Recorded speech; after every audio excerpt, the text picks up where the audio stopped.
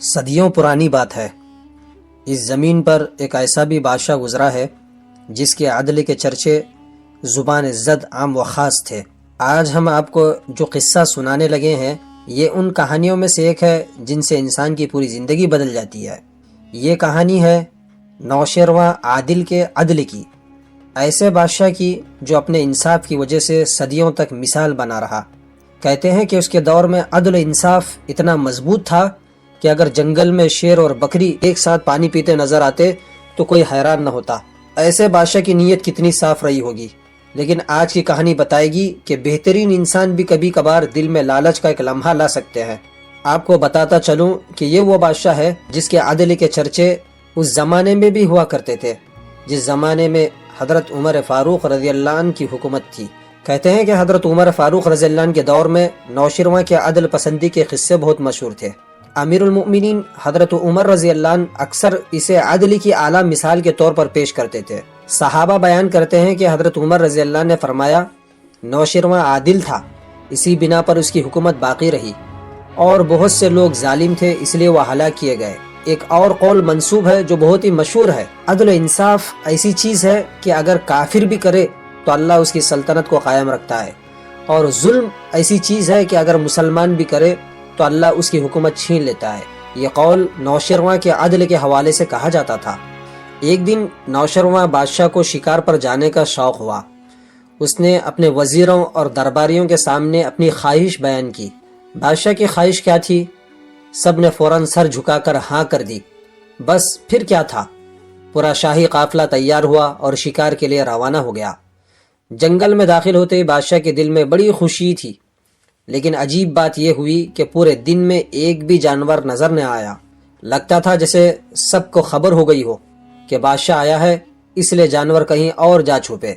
رات ہو گئی، سب تھک گئے، مگر شکار کا نام و نشان نہ تھا۔ اگلی صبح سب نے فیصلہ کیا کہ الگ الگ سمتوں میں پھیل کر شکار تلاش کیا جائے۔ نوشیروان بھی اپنے چند ساتھیوں کے ساتھ ایک الگ راستے پر چل پڑا، مگر چلتے چلتے اس نے اپنے ساتھیوں کو بھی پیچھے چھوڑ دیا۔ سخت گرمی تھی، سفر بھی لمبا تھا، اور پیاس بھی بہت لگ رہی تھی۔ اتنے میں بادشاہ ایک خوبصورت بستی میں جا کر پہنچا۔ عجیب بات یہ کہ بستی میں باغات تو بے شمار تھے، لیکن نہ کوئی دریا تھا، نہ ندی، نہ کنواں، نہ چشمہ۔ بادشاہ حیران بھی ہوا اور پریشان بھی۔ پیاس سے ہونٹ سوکھ رہے تھے، مگر پانی کہیں نظر نہ آتا۔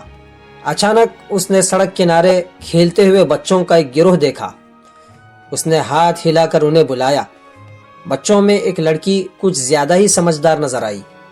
بادشاہ نے اس سے ادب سے پانی مانگا۔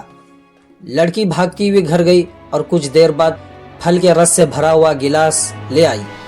بادشاہ نے چونک کر کہا، بیٹی، میں نے تو پانی مانگا تھا، تم شربت کیوں لے آئی؟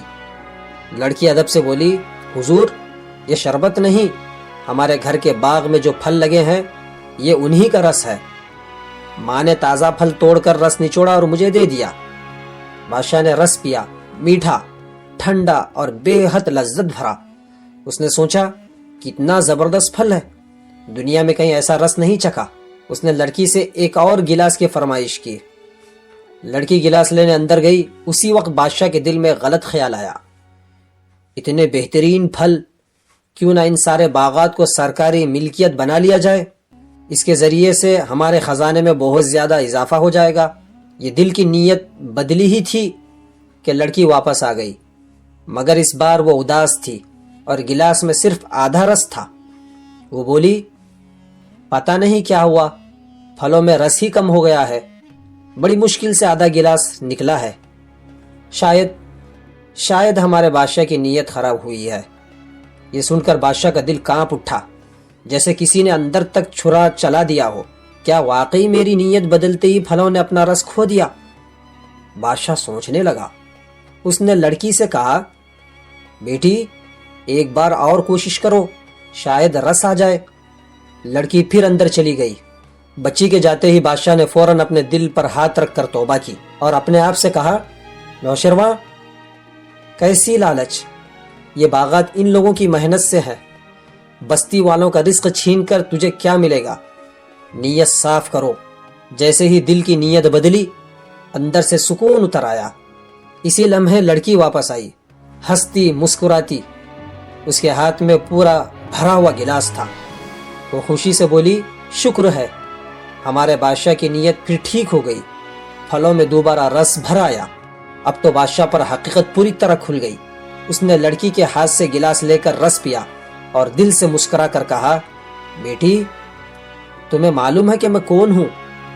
لڑکی نے سادگی سے کہا، آپ تو ایک مسافر ہیں۔ بادشاہ ہنس پڑا، نہیں بیٹی، میں تمہارا بادشاہ نوشرواں ہوں۔ یہ سنتے ہی لڑکی گھبرا کر پیچھے ہوئی، چہرہ زد پڑ گیا۔